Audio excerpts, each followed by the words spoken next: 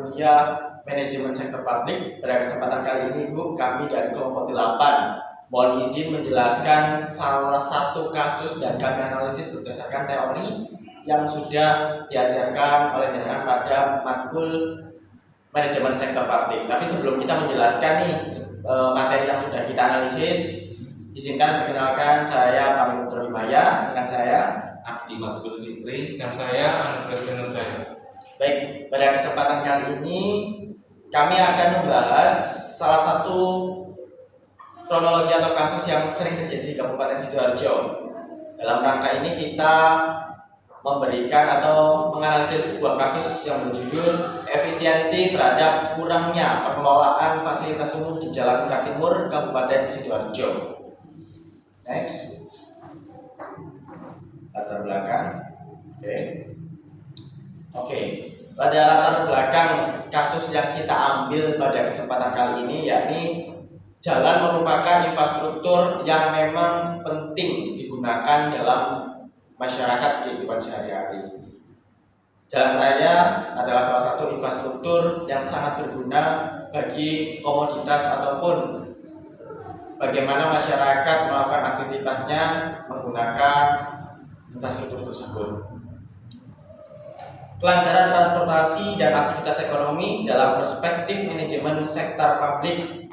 Masalah ini tidak hanya bersifat teknis tetapi juga terkait efektivitas pengelolaan anggaran, koordinasi antar instansi, dan juga kualitas pelayanan publik.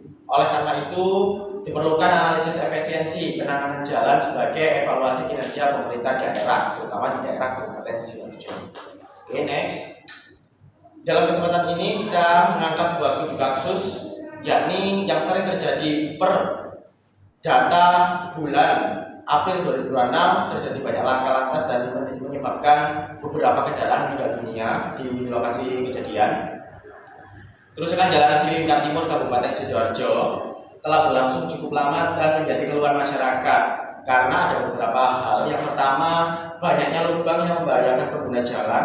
Yang kedua, resiko kecelakaan lalu lintas meningkat. Semakin tahun semakin banyak korban yang ditelan hingga luka ringan sampai meninggal dunia di tempat lokasi. Selanjutnya, kemacetan akibat kendaraan menghindari jalan rusak. Keempat, distribusi barang menjadi terhambat karena di daerah Jalan Lingkar Timur tersebut banyak produksi industri.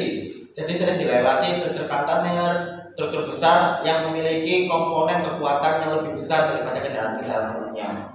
Selanjutnya, yang kelima, menurunnya kenyamanan masyarakat dalam menggunakan fasilitas publik karena memang sangat mengganggu sekali ya ketika jalan yang kita gunakan sehari-hari itu bermasalah atau memiliki kekurang nyamanan.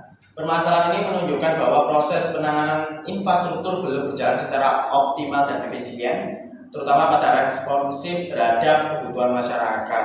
Perlu diketahui bahwasanya jalan Lingkar di Lingkar Timur ini sudah sering banyak warga mengeluh dan melaporkan, tetapi tidak dari pihak pemerintah belum merespon. Tetapi setelah kita analisis bersama, pemerintah sudah menyiapkan beberapa anggaran yang mana nantinya bisa disiapkan dalam membangun infrastruktur tersebut. Bisa dilihat bukti bahwa kasus setiap tahun adalah setiap meningkat, selalu meningkat.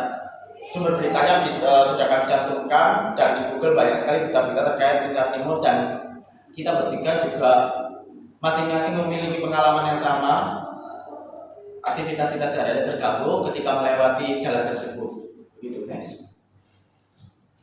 Nah, selanjutnya analisis kasus permasalahan jalan di Lingkar Timur Sidoarjo dapat dianalisis melalui beberapa aspek. Yang pertama yaitu efisiensi anggaran, yang kedua efisiensi waktu dan penanganan, efisiensi koordinasi antar lembaga, efisiensi perencanaan infrastruktur. Penyebab masalahnya yaitu 1. Beban kendaraan berat yang berlebihan, sistem pengawasan yang belum optimal, lalu keterbatasan anggaran pemeliharaan, 4. Koordinasi antar instansi kurang efektif, dan perencanaan pembangunan belum berbasis kebutuhan prioritas. Next.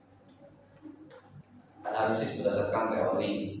Menurut Charles Berkeley, efisiensi organisasi dapat dicapai melalui yang pertama, pembagian kerja yang jelas, penggunaan sumber daya secara tepat, perencanaan berbasis data, peningkatan sistem manajemen kerja. Jika dikaitkan dengan kasus Lingkar Timur Sidoarjo, penanganan jalan rusak perlu dilakukan melalui satu perencanaan teknis yang sistematis, pembagian jawab antar instansi yang jelas, penggunaan anggaran berbasis prioritas kebutuhan, pengawasan proyek yang terstruktur sehingga pelayanan publik menjadi lebih efektif dan efisien.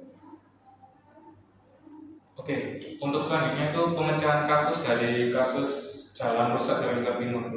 Adapun beberapa solusi yang dapat dilakukan pemerintah dari daerah antara lain yaitu dari perbaikan jalan yang berbasis skala prioritas, menentukan titik dari kerusakan paling parah untuk segera ditangani. Yang kedua, peningkatan pengawasan kendaraan berat, ya dengan melakukan pembatasan tonase kendaraan. Selanjutnya, ketiga, optimalisasi koordinasi antar instansi. Sinkronisasi ini antara pemerintah kabupaten, provinsi, dan pusat. Yang keempat, transparansi penggunaan anggaran infrastruktur agar masyarakat dapat ikut mengawasi. Yang terakhir, pemanfaatan teknologi monitoring jalan, yang berarti menggunakan sistem pelaporan digital masyarakat. Dari kesimpulan tadi, permasalahan jalan rusak Lingkar Timur Sidoarjo menunjukkan bahwa manajemen sektor publik masih menghadapi tantangan dalam hal efisiensi pengelolaan infrastruktur. Berdasarkan perspektif Robert Owen, pembangunan jalan merupakan bagian dari upaya meningkatkan kesejahteraan masyarakat melalui penyediaan lingkungan yang layak. Sedangkan menurut Charles Babbage, permasalahan ini dapat diatasi melalui penguatan sistem manajemen yang kerja yang terstruktur, pembagian tugas yang jelas, serta perencanaan berbasis efisiensi sumber daya.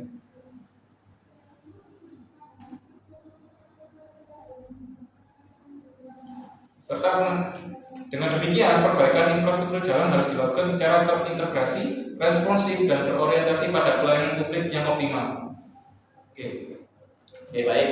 Kurang lebihnya analisis kasus tersebut yang kami angkat bertiga karena memang kasus tersebut sangat relate dan sering terjadi setiap bulannya, meningkat dan belum ada solusi yang terbaik. Jadi pada kesempatan kali ini kita menunjukkan ke publik bahwasanya pemerintah sudah memberikan program atau memberikan perencanaan untuk pembangunan jalan tersebut.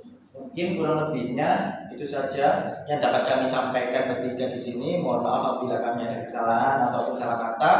Kami akhiri. Wassalamualaikum warahmatullahi wabarakatuh.